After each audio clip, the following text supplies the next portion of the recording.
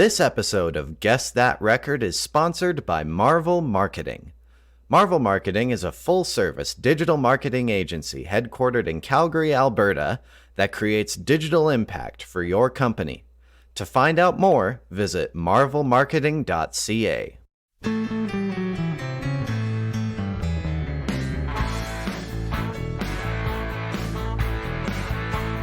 Hello and welcome to the third episode of Guess That Record. I am your host, Jackson Reed. I want to thank everyone who has tuned in to the first few episodes so far. It's a brand new podcast, so I greatly appreciate the support. This is the show where we talk about music and try to figure out which album I pulled from my collection.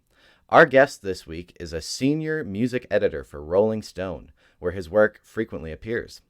His writing has also been featured in publications like the New York Times, GQ, and Pitchfork, and in 2011 he wrote a book on Ween's Chocolate and Cheese album for 33 1/3.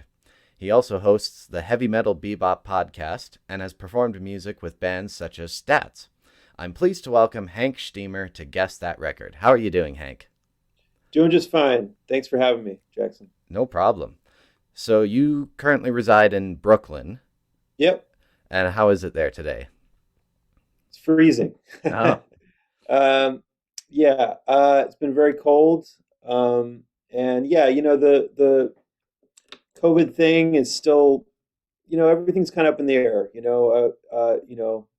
Places are open, but things feel a little bit desolate. Still feels a little bit locked down. Um, and I think everyone's kind of just trying to figure out what the next phase of this is going to be. totally, yeah. It's sort of funny because I mentioned on the last episode of the podcast that New York was the last place that I traveled to before COVID, and Brooklyn was one of the few places I wasn't able to visit while I was only there for like 4 days, so we were kind of running around Manhattan mostly. But yeah, I would love to go back and like properly go everywhere. So yeah. Yeah, I've been here for like 20 years and definitely haven't explored everything in the five boroughs, so I'm still working on it. Yeah. So to start things off here, what was the first song that you remember hearing that really made you take music seriously? That's a good question. I definitely remember my parents playing me the Beatles. I think Hello Goodbye was one that they used to play that I liked a lot.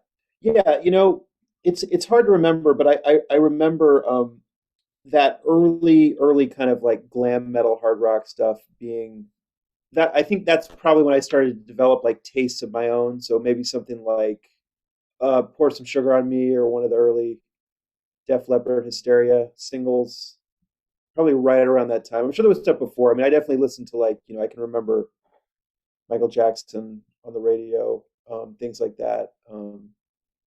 But that glam metal hard rock stuff was pretty big in terms of like forming my own tastes. Yeah. And it's funny because this is the third episode of the podcast, and our previous two guests also mentioned the Beatles as like one of the first things they remember hearing. So it's funny how that's so similar for so many people. Yeah, my parents, they're not like enormous music heads, but they have their, kind of core of what they were into from when they were younger. And I definitely remember those blue and red Beatles compilation records were, they had, my parents had like a modest set of their LPs from when they were younger, and those were among them, probably the White Album. But yeah, they were definitely turning me on to that. Hmm. Now I'm excited to have you here on the show because I recently just graduated with a degree in journalism, and Awesome. and that's how we met originally because I pitched a story to you. So I was just kind of curious to learn about your career path and how you ended up at Rolling Stone. Um, I guess probably in school always, kind of the English side of things, as opposed to the math and science was always what I was gravitating towards, reading a lot as a kid. And I think that I think there was like a middle school paper that my school had growing up. I grew up in Kansas City. There were, I remember writing some like music reviews for that I'm pretty positive the first thing I ever like technically published in that area was a review of the Spin Doctors album, Pocket Full of Kryptonite. So that's sort of showing my rough age and era. But yeah, again, growing up being really into reading, and then the music thing sort of took over probably around fifth, sixth grade, and then those two interests just stayed really strong. And then I wrote for some sort of like zines in high school, like just covering like underground music that I was into. I kind of approached some people.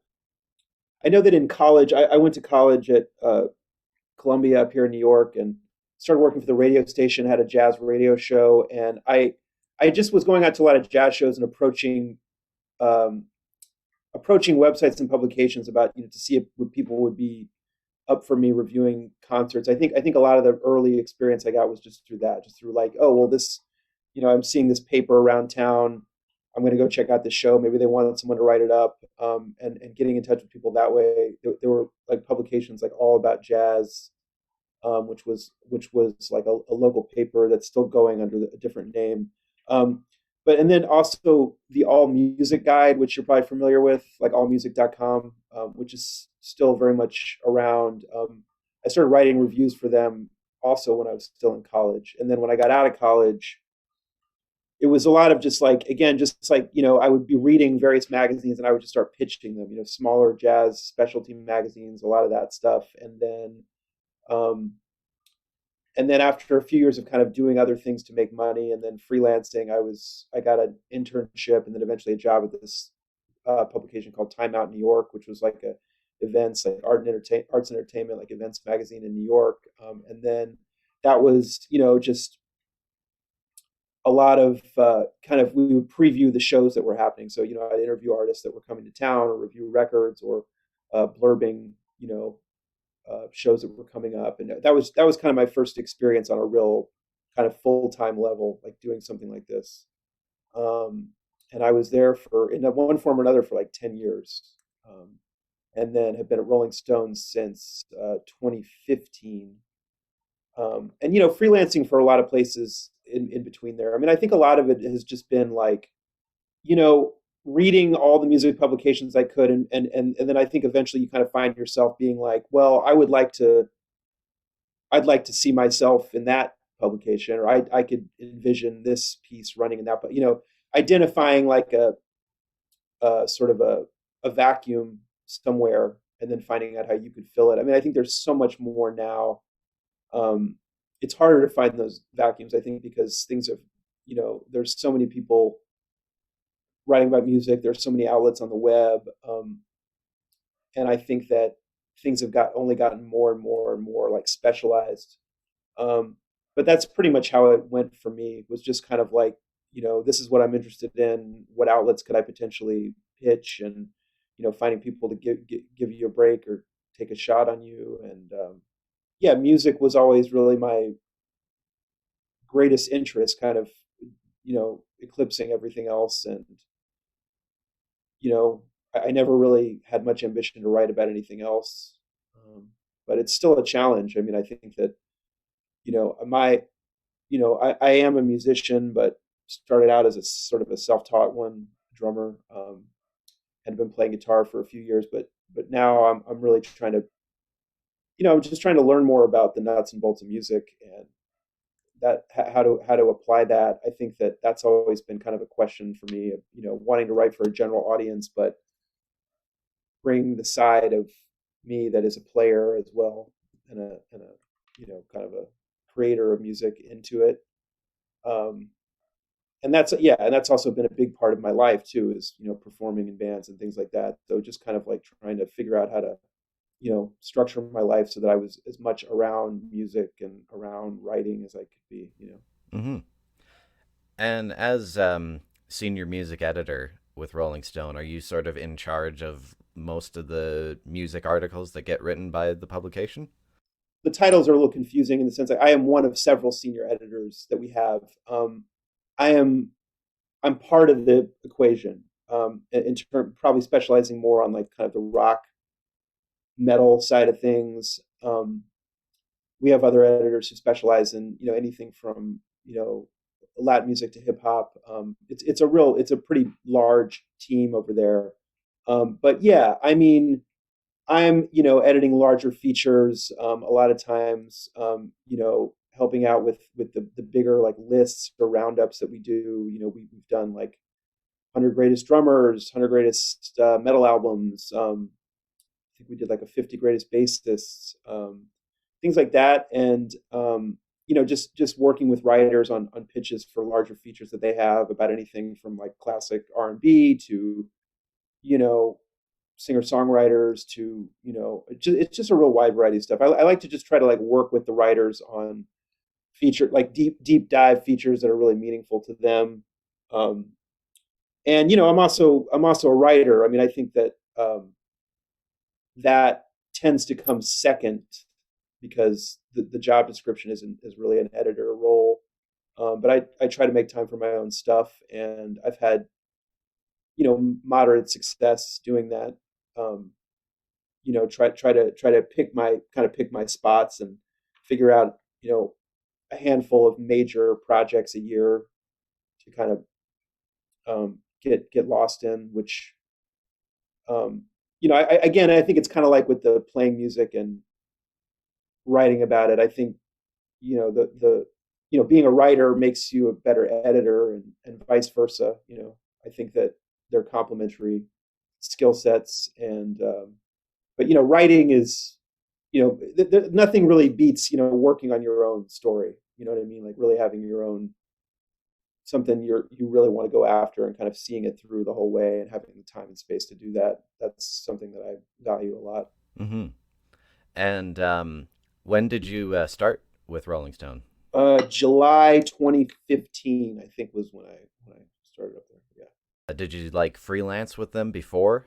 No, I didn't. I hadn't written for them at all. I was freelancing for a fair amount of other people. It was a friend of mine who was there, a guy by the name of Chris Weingarten, who's another great writer, who also did a 33 and a third book on Public Enemy. And he and I had known each other for a long time, just through, we're actually both drummers in kind of the same music scene and both writers.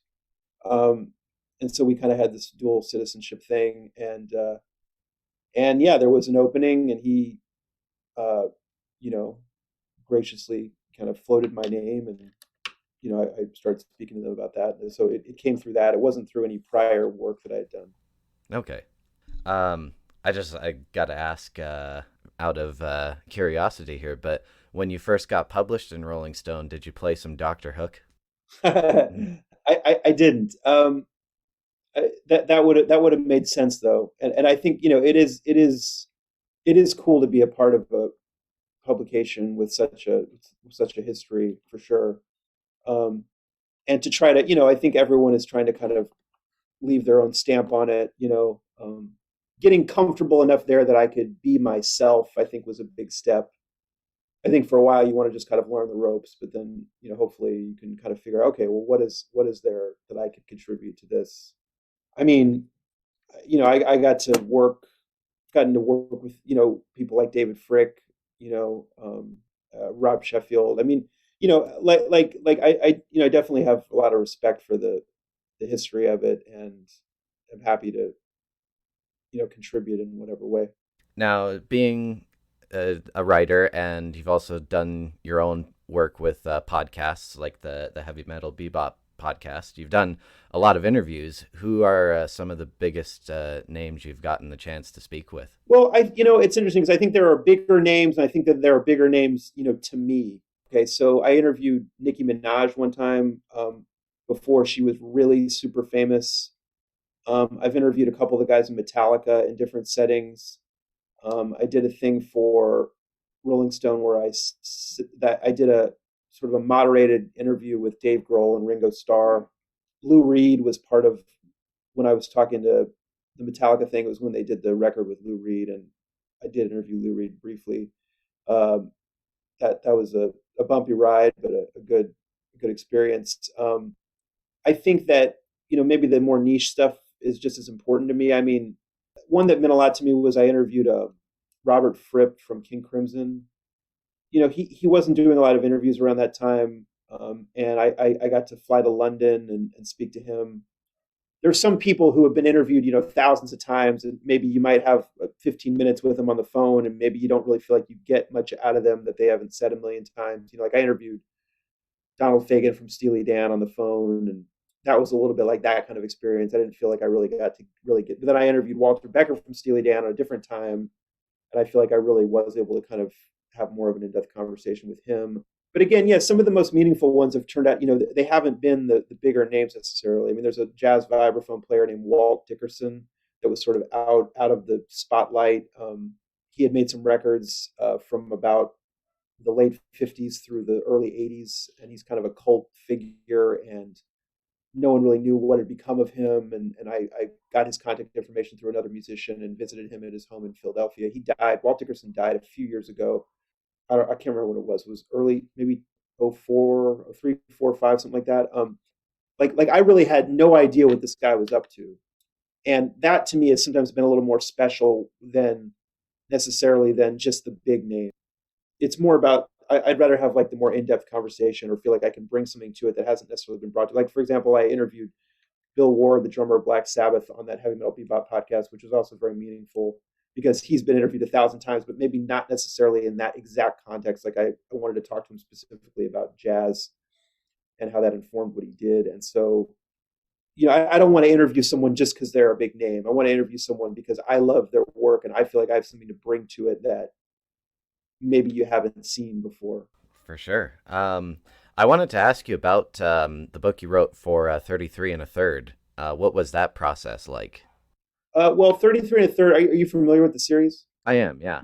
Yeah, so I think they're basically still doing it now the way they were. They have these periodic like open calls for pitches for the series, and you would sort of just basically say, "This is the album I want to pitch, and this is the approach I want to take to it." And because the series isn't really formatted, it's more like it's a book about an album, but the approach varies, very widely from title to title. I had pitched, I'd seen the series around and wanted to do something and was kind of on the lookout for when they were opening up the call. And I pitched one the year before that. I pitched a Rush album, I believe. That pitch was turned down. And I thought a lot about what I wanted to do. I thought about what I would pitch the next time, how I could come up with something that would sort of stand out. And Ween is a band I'd always really liked. And there was something about them that sort of stood out to me as like a band with a really strong fan base that there was no book about them, there wasn't much to read about them, but they were like sort of this cult favorite band. And and I also kind of I had interviewed one of the guys for Time Out, so I got the sense that they weren't that hard to reach or to get to. um, and that they would probably participate if I could get the thing over the net. So yeah, I mean, I was kind of interested by this thing with them where they were like, it was kind of this uniquely like '90s phenomenon where it was like two guys making this kind of lo-fi music on their 4 track just for their own amusement, and it was super, just kind of this oddball kind of DIY thing that somehow because of the market conditions in the '90s was able to um, find its way into mass culture. Kind of in that kind of alternative era, the post Nirvana thing, where a band like that could get signed, and now I mean, there was just something fascinating to me about this band that started off that way, two guys just messing around on a 4 track, and then now they're like headlining Red Rocks. I was like, how did that happen? And the record that I picked, Chocolate and Cheese, was kind of like a way to talk about that, because that was a record where they kind of the two records before that. I don't know how familiar you are with the Ween catalog, but like the two records before that very much like sounded like they were on 4 track. They were, it sounded like they were recorded, at home. They got like drum machine and real like super trippy and kind of warped sounding. And then Chocolate and Cheese was the one where they had used like real drums on their first record, God Ween Satan, but Chocolate and Cheese had a much more like hi-fi kind of sound to it, and it sounded more like a full band. And so I pitched that one, and I didn't really know what I was doing with that. I'd never written a book. I didn't have much of didn't have much of a roadmap for that, so I just kind of did it. I mean, Ween was, those guys were cooperative. I mean, especially Dean Ween, Mickey Melchiondo was super helpful with that and talked to me for at length. And I just kind of tracked down everyone I could. It was like looking in the liner notes and like, who was the, who took the cover photo and who was their manager at the time and who were the sidemen and who. I interviewed everyone that I could find. I mean, there was the only person I did not end up finding was the cover model of Chocolate and Cheese. I sort of looked all over um, and could not figure out where that woman was today. I never did. Um, I think I pretty much got everyone else who had anything to do with that album. I interviewed them. So that's Right. kind of like the approach I like to take to a project like that. And the book. I mean, it was 10 years ago. I think I'm a much better writer now than I was then. I'm not, I'm proud that I did it. I'm proud of the interview portions of it. I think there's good information in there. Um, the writing, I don't love looking back at I think I could, could do better now with the writing, but I mean, I think that that's going to be, I think that's just a sign, if I look back at it and felt like I hadn't gotten any better, then that would maybe be a cause for concern since it's been 10 years. Right. um, but, you know, 33 and a third it's still going strong and I'm proud to be a part of it. And I think, I definitely have heard from, some Ween fans over the years that like the book and feel like source of information, maybe gives them some background on the songs. And, Ween themselves, they, for a while, they were like selling it on their web store. I think they sold it at their shows for a while. So that was cool. Ween was the right size. They're like a mid level. In terms of like, they were relatively accessible to me. I didn't have to go through some. It wasn't like trying to get an interview with Robert Plant or something like that. I have a brand new segment here on this podcast called Show and Tell. And we talked about this before we did the interview, where I wanted to kind of like include the guest in showing off an album as well. So I instructed you to think about the first album that you remember owning. So yeah, if you are ready for that, you can share it with us here. Yeah, I think going back to what we were talking about before, I'm pretty sure that the first album that I like sort of bought as an album, like consciously, was Hysteria by Def Leppard. I want to say we're talking about like third grade, like third or fourth grade. I mean, I'm trying to, maybe I have the timeline off on that. I really have to check, but it seems I seem to remember like seeing like another kid like had it in class, and I remember this kid showing me the Def Leppard cassette, and I'm pretty sure that I went out and bought it. I mean, like I definitely remember like listening to that record like as a record and like listening to the non-singles, and they were a big band for me. I mean, I think that there was something about that era and specifically that band where it was framed as like heavy metal, or I'm doing air quotes, framed as like heavy metal or kind of having this like I don't know, like rebellious, sort of, real like rock, hard rockin' quality. But it's like you listen back to that stuff and it's like so pop, it's like it's so catchy and accessible. And obviously that album is sort of famously, with the Mutt Lange production and the kind of over the top sound of it. And, it's just, very, it's like bubblegum pop music, like filtered through, hard rock or something like that.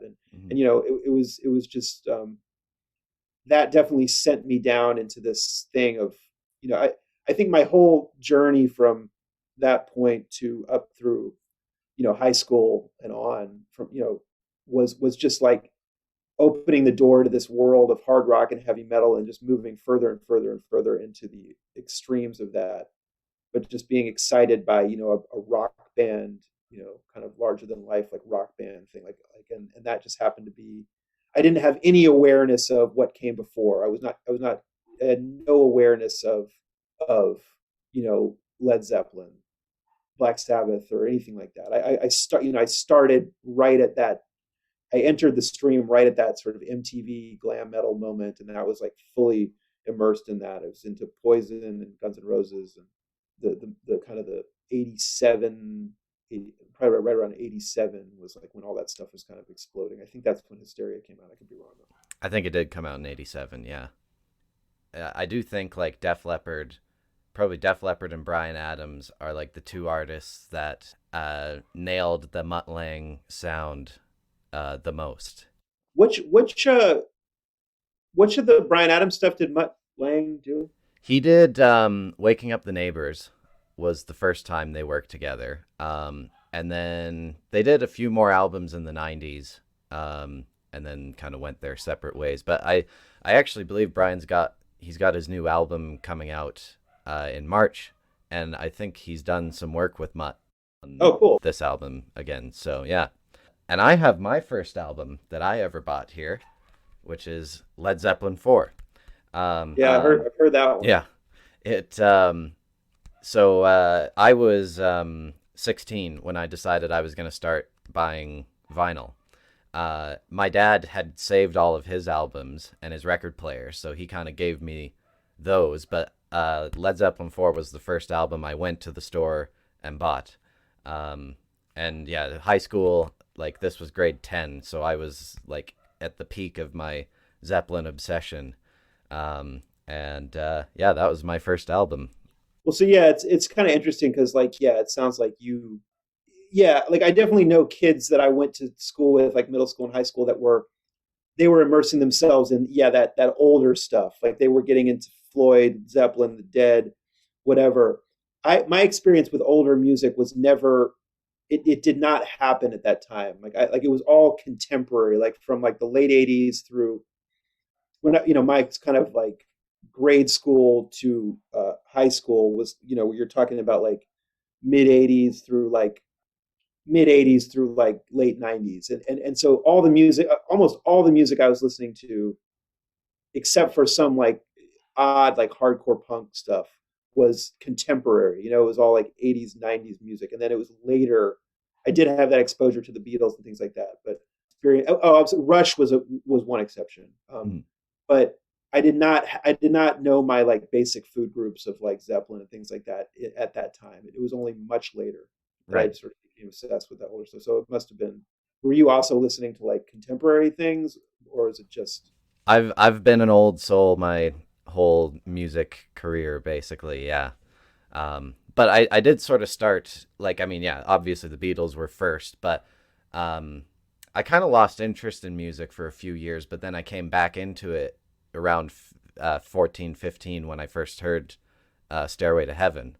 And that was kind of like, oh boy, I should really listen to this stuff. And then from there, I sort of started like late 60s. And then as I've gotten older, I've sort of grown with the years as well. And then I got into Springsteen, and now I'm sort of more like lately I've been in an 80s kick. So yeah, the earlier bands definitely were sort of my start as well. Yeah, it's kind of fascinating how people just like there are these certain ones that people are just never stop rediscovering, and I guess it's interesting to see like what really does hold up that way. But there's something about that. There's something about that '60s stuff that's just hard to beat.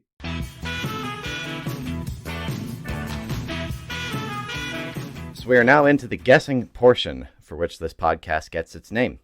For you, Hank, and any of the new listeners we might have, I'll go over the rules. I have a bag here, and in this bag is an album which I picked from my collection of over 400. I will give you 3 clues about the album, and to sort of get you moving in the right direction. Then you can ask me up to 15 yes or no questions to try and determine the identity of the album. Tip for you, you can immediately ask questions like, is it Damn the Torpedoes? But if all your questions are like that, you may run out by the end. So, Hank Shteamer, are you ready to guess that record? Sure. So here are your 3 clues. This album was released in the 1980s.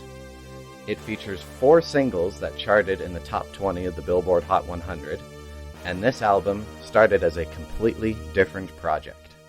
Question 1. Is it is it a co-ed band? It is. Question 2. Is it some sort of rock? Yes. Yes. Question 3. So it's a band and not a solo artist. It is a band. Yes. Question 4. Co-ed rock band in the 80s. Too early for... Oh, well, is it Fleetwood Mac? It is Fleetwood Mac. Tango in the Night? Hank Shteamer, congratulations. It is Tango in the Night, which I have here on cassette. I don't actually own it on vinyl, but I've got it on cassette, so I still have it. But yes, Tango in the Night. I think that's like the fastest anyone has ever guessed the album, so congratulations on that. Nice. Now, when we were talking about doing the podcast, you gave me a list of some albums that you like, and I noticed a lot of Fleetwood Mac on there, which is part of the reason why I chose Tango in the Night. So when did you start listening to the band? Fleetwood Mac is a band that I absorbed them in the way that everyone else typically does for a lot of my life. Just just the singles, just everything coming through. And I think it was probably about maybe around 15 years ago or something. I think I don't really remember what it was that like led me towards like starting to think more deeply about them as like an album band. I remember that it being sort of significant, like getting the self-titled Fleetwood Mac album on LP, the first one with Lindsay and Stevie, and just really getting into that. And like I don't know, I think with a lot of classic rock, so to speak, there's the two phases of it. There's like the kind of hearing this stuff in like an ambient way through the radio, through walking in a store and it's playing, just kind of in a passive way. And then there's this second stage of like getting the albums and really like buckling down. And I think that's happened to me with like most of the major sort of like classic rock artists. I'm putting Fleetwood Mac like loosely in like a classic rock framework where it's like I liked it just fine, but then like I heard it for real and then I was like, oh my God. And like that, yeah, got that record, got Rumors, and just really, I think really started to I just identify with like the different. I love, this is like with the band too, where you have multiple singers in a band. Fleetwood Mac, not just multiple singers, but multiple songwriters. And there's just something so, there's, I don't know, the voice. I mean, obviously, like anyone else, I find the backstory intriguing, the Lindsay and Stevie thing. But just the voices. I mean, like that caliber of singer and songwriter, to have three of them in the band, and then to have such a phenomenal rhythm section. And at this time, I would have really had no idea about the prior incarnation, the Peter Green thing, which I've only really checked out more recently, which I like a lot. Especially, I think the record's called Then Play On. I think the Peter Green stuff is great, but I mean, if I'm really being honest, like my favorites are I guess like the five. I think there are 5 records from self-titled Fleetwood Mac. I think is 75, and then Rumors, Tusk, Mirage, Tango. Yeah. Right. So those are to me like, as a 5 album. I mean, I don't really know many other, consecutive runs in a catalog that I love that much. I mean, I guess I could say Sabbath or Zeppelin, probably even the band. I'm sure there's a 5 album Dylan run in there. Probably some of the like early 70s Stevie Wonder, maybe Joni Mitchell, maybe Neil Young. That's, yeah, I think with jazz it's a little tougher because it's just not as much of an album art form. There are definitely 5 Miles Davis albums in a row that I love, or Coltrane albums. But that 5 album run is tough to beat, and for the last one to be as good as the first one and in its own way is also something pretty incredible. Yeah. I'll I'll give some facts about the album for those who aren't too familiar with it, but Tango in the Night was released on April 13th, 1987. As we just mentioned, it's the fifth album by the band's most successful lineup of Lindsey Buckingham, Stevie Nicks, Christine McVie, John McVie, and Mick Fleetwood. To date, it is also the last album made by this iteration of the group. The album was extremely successful, selling 15 million copies worldwide to become Fleetwood Mac's second best-selling album behind the legendary Rumours. And as I mentioned in the clues, it features 4 top 20 singles, with Big Love and Little Lies both charting in the top 5. Now, it's interesting with this album because it sort of started as a Lindsey Buckingham solo album, and then he just kind of included everyone else, and then it turned into the next Fleetwood Mac album. When you look at their discography, I think it really is their most kind of 80s sounding album. Yeah. Obviously, Mirage came out in 1982, but that was still kind of in that transition phase between the 70s and 80s. And I have to say, I think that production really fits Fleetwood Mac, the kind of like big 80s sounding album. It fits the band well here. And I also find it's kind of the songs, to me, like when I listen to it, it feels there's almost kind of a bit of a melancholy feel to the album, like a bit subdued in a way. But what songs for you stand out? You know, I mean, Seven Wonders. Seven Wonders is a big one. I'm looking at the I'm looking at the title. I'm looking at the songs here because I sometimes get a little bit confused about like what's on this versus what's on Mirage. Seven Wonders, the title track. I mean, Everywhere is incredible. Little Lies is incredible. I'm realizing that like the end of side two, I'm as I'm looking at this like less familiar with right off the top of my head. Man, I mean, it's just like something like Seven Wonders. It's like you said, just like Stevie like singing at her peak. Like the production is just sort of like spot on. It's like yeah, there is something amazing about hearing them adapt like so gracefully to like this 80s pop thing. It's like they feel like perfectly at home in like 70s on 70s radio and then perfectly at home on like 80s radio. And it Mhm. doesn't it's one of the more seamless transitions. It's not like one of those things where it's like, oh God, what happened to that band?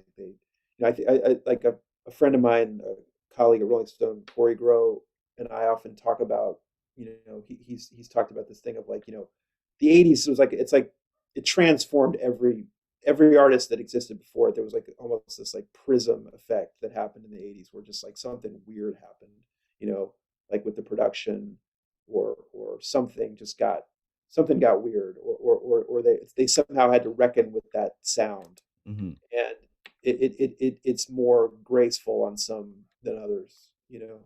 And I think Fleetwood Mac would be one of the most seamless transitions. I think it's interesting because like I think hearing one of the things that you learn like delving into Fleetwood Mac, and obviously this is there from the Peter Green era too, but there's these performances that I always watch. I'm trying to think what year this is from, but like I don't know if you've ever seen. I'm looking this up right now. Um, these live performances of like I'm So Afraid, which is a track from the I believe the self-titled where they're playing it live. It's got to be mid 70s, and Lindsay's got the afro, and it's more of like a almost power trio thing. Like you see how like rock and roll Fleetwood Mac is. I think Fleetwood Mac has this thing where if people come into it with the 80s, they think of them as essentially like a pop group. But if you hear, obviously that was there in the Peter Green era. They were like a heavy blues band in a way, but that was still there in the with the Lindsay thing. You know what I mean? And that element is just not that's not there on that's what they kind of shed as they move into the 80s. But it doesn't detract from the appeal of the band. I think that Lindsey Buckingham is a very unique figure, and that he's an incredible instrumentalist, a shredding guitar player who is such a great songwriter that he doesn't have to be shredding on a record for his genius to be felt. Yeah, I just think that record is just like again like the three songwriters. I mean, yeah, to have a song as great as Seven Wonders, Stevie's song as great as Seven Wonders, to have a Christine song as great as Everywhere or Little Eyes, and then just like the pure Lindsay thing of like the title track or Big Love. It's just like you really get the strong dose of like all three of them, which is what you want out of a Fleetwood Mac record of the Lindsey Stevie era. I think that I think there's really something to be said for that. Bands with multiple songwriters, let alone singers, sometimes they're just more, they can be more potent. I mean, the Beatles, you can't, if you're like listing the reasons why the Beatles are what they are, like you have to put, multiple songwriters and singers up there as like a big factor, like obviously like it doesn't have to be that way. I mean, like there's other ways to greatness for sure, but if you can really like combine those forces and let each person kind of sound like themselves. I mean, Tusk is another great example of a record where it's more like their White Album or something, where the tracks are almost like a collection of like more solo type tracks. Tango in the Night it's so listenable. It's not this like sprawling odds and ends thing that Tusk is, which I love, but Tango in the Night is just like seamless, and it's like, yeah, I think it's as good as Rumors. I honestly think all five of those records are as good. I think any of them is as good as any other. I don't even really have a preference. I think they're masterpieces. Every one of those records. And it's sort of interesting because obviously with this lineup of Fleetwood Mac, there's always a lot of drama, and this album wasn't short of it because Stevie Nicks was only. It took them 18 months to make the album, and Stevie Nicks was only there for 2 weeks. And then of course after it comes out and it was a huge hit, the night before they were about to go on tour, Lindsey quit the band.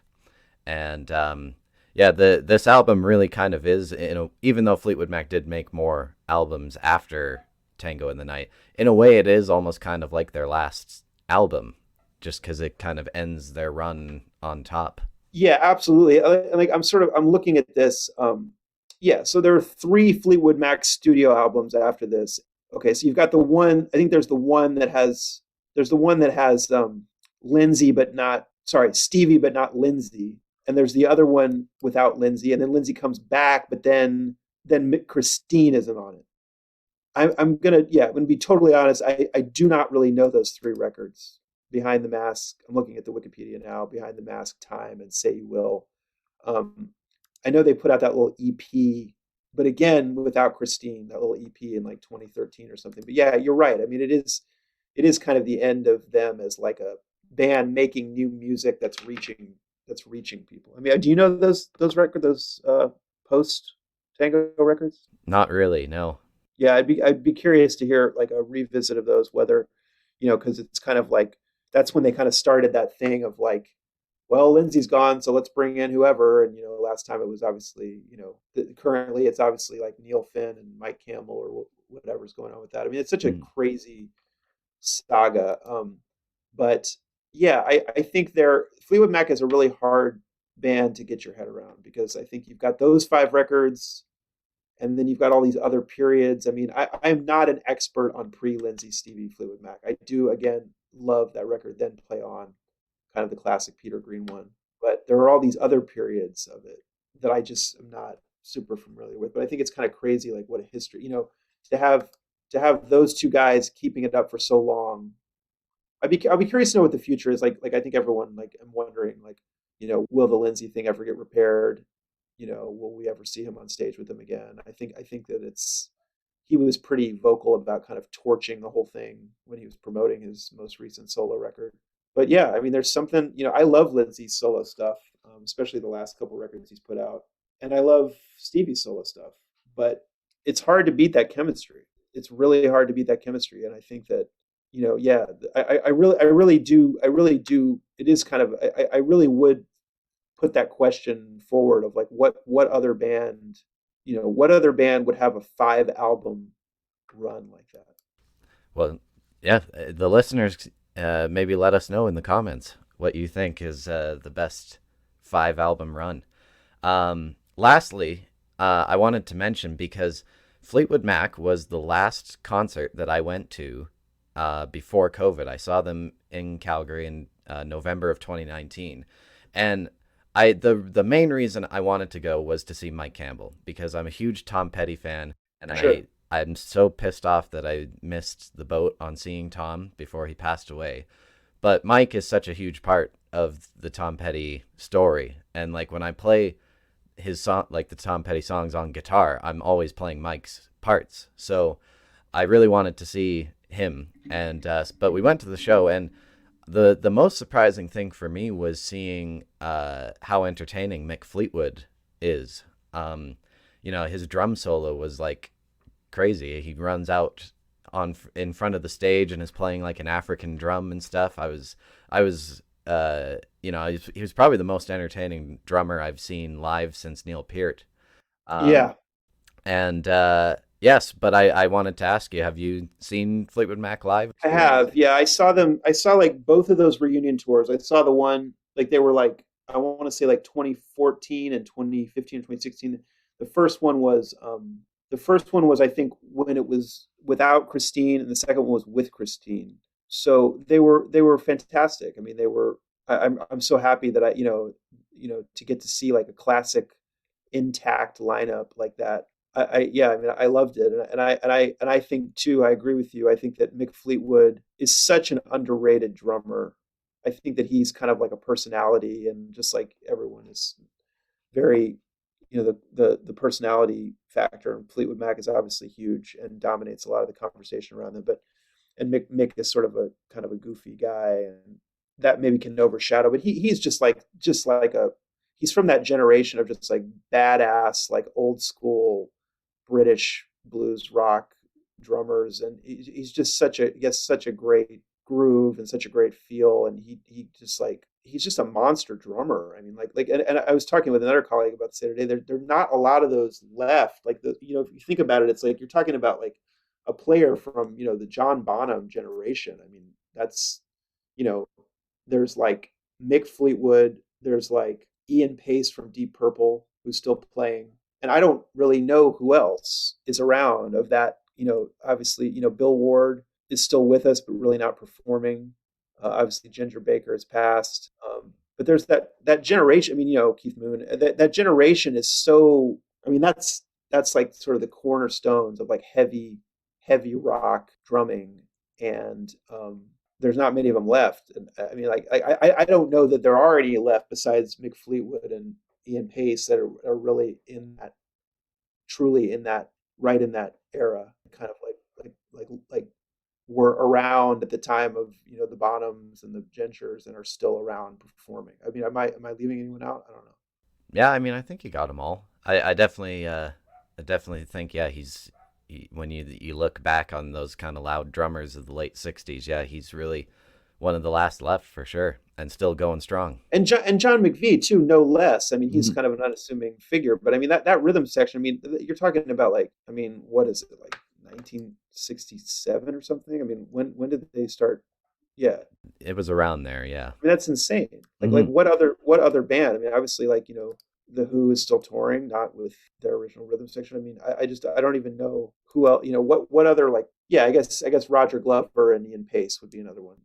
I would just say see this stuff, see these people while you can, especially now. Like that's always you just don't know how many more chances you're going to get to see these people.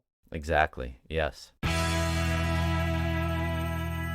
Well, we've reached the end of the episode. I want to thank Hank Shteamer for being our guest here today. It's been a lot of fun to have a good conversation with you. Awesome. Yeah, it's been so much fun. Thanks, Jackson. It's a fun concept for the show, and I wish you the best with it, and always happy to talk music, so I appreciate it. Thank you. Yeah. I also want to thank our listeners, as this is a new podcast. It's good to leave reviews wherever you're listening, but make sure you also let your friends know. Podcasts live and die by word of mouth. So if you have a friend that loves music, just let them know that we're out there and to give us a listen. We're also on Instagram at Guess That Record, so you can follow us over there. Remember to keep rocking, and we'll see you on the next episode of Guess That Record.